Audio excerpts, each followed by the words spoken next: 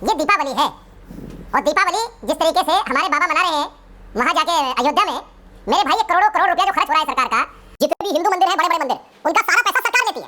के खर्चे पर हज सब्सिडी लेने में समस्या नहीं थी। ये रोजा अफ्तार होता था प्राइम मिनिस्टर और चीफ मिनिस्टर के यहाँ, सरकारी खर्चे पे तो होता नहीं था और आप लोग बड़े जल्दी से जाते थे और वो काफिरों के द्वारा दिए गए रोजा अफ्तार को आप बड़े जल्दी से लेते थे। चले गए।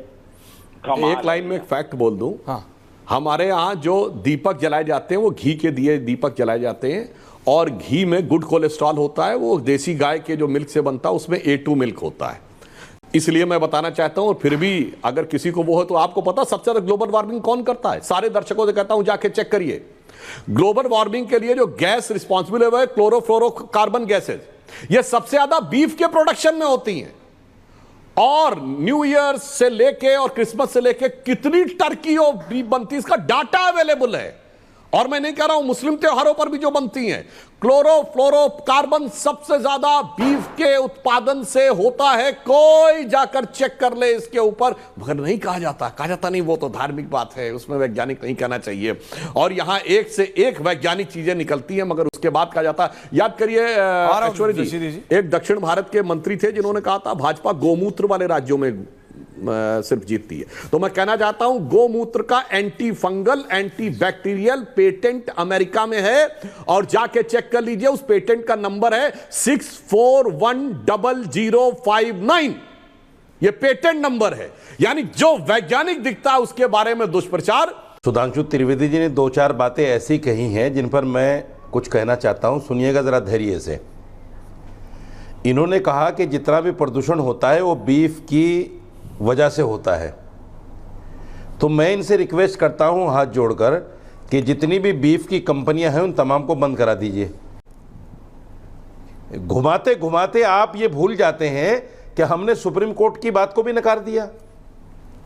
दूसरी बात सुनिए, ये दीपावली है और दीपावली जिस तरीके से हमारे बाबा मना रहे हैं वहां जाके अयोध्या में, मेरे भाई ये करोड़ों करोड़ रुपया जो खर्च हो रहा है सरकार का, अगर यही पैसा उन बेरोजगारों को मिल जाता जो जूतियां चटकाते फिरते हैं हायर एजुकेशन लेकर, शायद उनका कुछ भला हो जाता।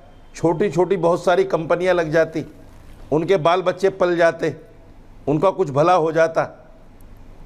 मनाइए आप त्यौहार, कोई मना नहीं करता, लेकिन आपको सिर्फ ये दिखाना और जताना है कि हम हिंदू हृदय सम्राट हैं।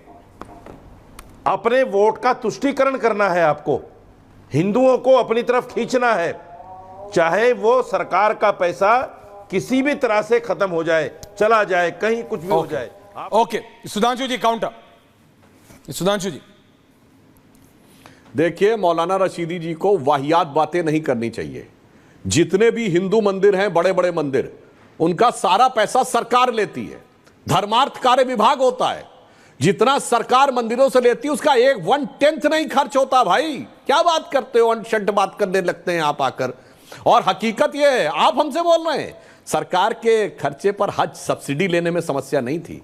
ये रोजा अफ्तार होता था प्राइम मिनिस्टर और चीफ मिनिस्टर के यहाँ, वो सरकारी खर्चे पे तो होता नहीं था और आप लोग भी बड़े जलवे से जाते थे और वो काफिरों के द्वारा दिए गए रोजा अफ्तार को आप बड़े जलवे से लेते थे। और सुनिए, आपकी जहां तक मेरी जानकारी है, इस्लामी अकीदे के अनुसार हज अपने पैसे से करना चाहिए और हज सब्सिडी सरकार देती थी और सरकार में 90% टैक्स पेयर तो आपकी परिभाषा के अनुसार काफिर है। तो काफिरों के पैसे से हज करने में समस्या नहीं है, काफिरों के पैसे से रोजा अफ्तार करने में समस्या नहीं है। 100% सरकारी खर्चे पे होता था। डॉक्टर कलाम ने जब अपने यहां बंद करवाया राष्ट्रपति में, जानते हैं उन्होंने क्या कहा?